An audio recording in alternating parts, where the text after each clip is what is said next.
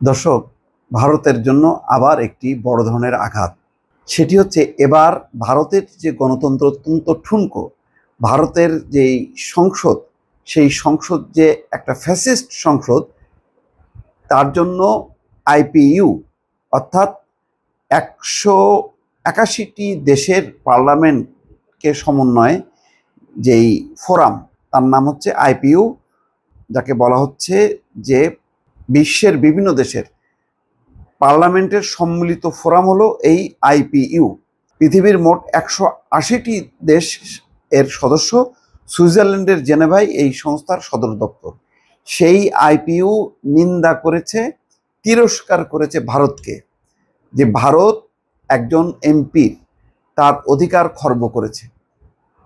এই জন্য পুরো দেশটাকে, মানে পুরো ভারতকে তিরস্কার করেছে আইপিইউ। দর্শক, খুবই ইন্টারেস্টিং।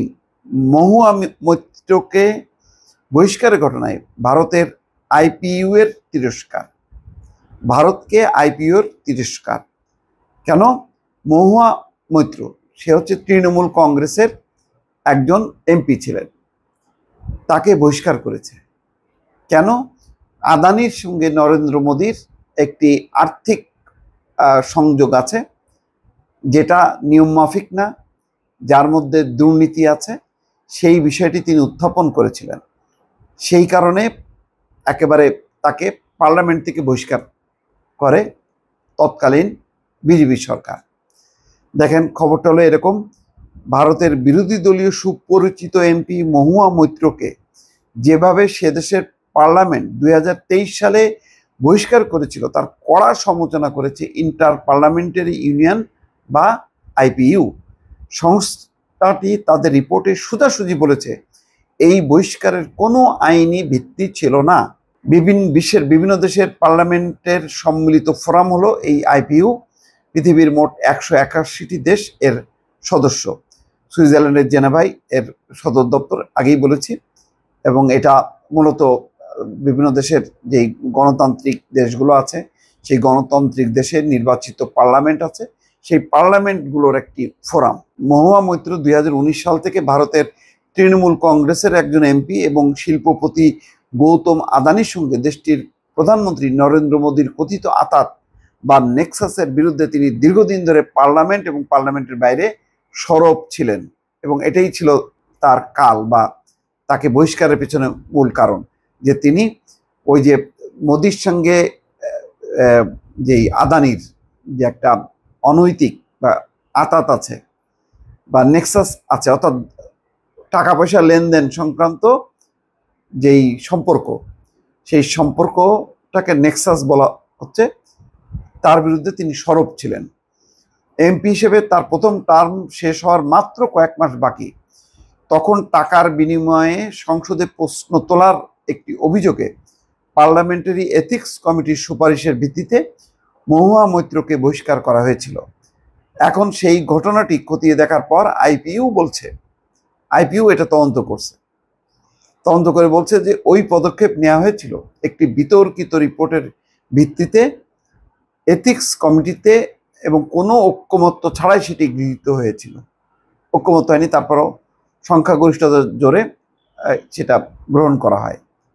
মহুয়া মৈত্রকে বহিষ্কারের যেই সিদ্ধান্ত, সেটা ঐক্যমত্য ছাড়াই ওই এথিক্স কমিটি গ্রহণ করে।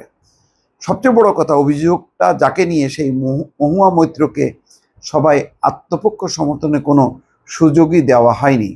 তারা বলেছে ভারতের জন্য এই সমালোচনা খুবই অস্বস্তিকর, কারণ ভারত আইপিইউর খুব পুরনো এবং প্রভাবশালী সদস্য, এবং নিজ দেশের সংসদীয় গণতন্ত্রের ঐতিহ্য এবং পরম্পরা নিয়ে ভারত বরাবরই গর্ব করে থাকে যে ভারত একটা প্রাচীন গণতান্ত্রিক দেশ। কিন্তু সেই গণতান্ত্রিক দেশের উপরেই তারা একেবারে রীতিমতো কালিমা এঁটে দিল এই আইপিইউ। সেখানে একজন সুপরিচিত বিরোধী এমপির কণ্ঠস্বর অন্যায়ভাবে স্তব্ধ করে দেওয়ার ঘটনা ঘটেছে। আইপিইউ এর এই পর্যবেক্ষণ ভারত সরকার বা ভারতের পার্লামেন্টের জন্য অবশ্যই বিব্রতকর। তবে এই রিপোর্ট সামনে আসার পর ভারতের পার্লামেন্টারি স্পিকার বা ভারতের সংসদীয় মন্ত্রী কারো পক্ষ থেকে এখনো প্রতিক্রিয়া জানা যায়নি। আর মহুয়া মৈত্র বিবিসি বাংলাকে বলেছেন, একজন পার্লামেন্টেরিয়ানের মৌলিক অধিকার এইভাবে ছিনিয়ে নেওয়ার ঘটনা ছিল ভারতে প্রথম আর নজিরবিহীন।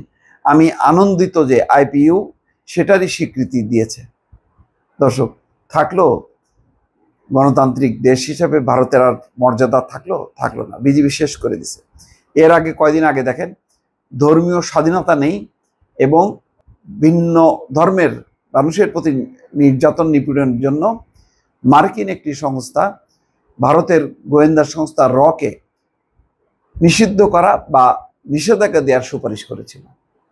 সেখানেও দেখেন, তার মানে বিজেপি বা ভারত যে এখন একটা সাম্প্রদায়িক রাষ্ট্র, তার যে সেখানে ধর্মীয় স্বাধীনতা নেই, সংখ্যালঘুদের যে কোনো রকম অধিকার নেই, ধর্মীয় স্বাধীনতা নেই এবং একই সঙ্গে গণতান্ত্রিক অধিকার নেই, এইটা আন্তর্জাতিকভাবে এখন মানে প্রমাণিত হচ্ছে এবং তাদের রিপোর্টে পরিষ্কারভাবে বলা হচ্ছে। দর্শক, ভালো থাকবেন। আল্লাহ হাফেজ।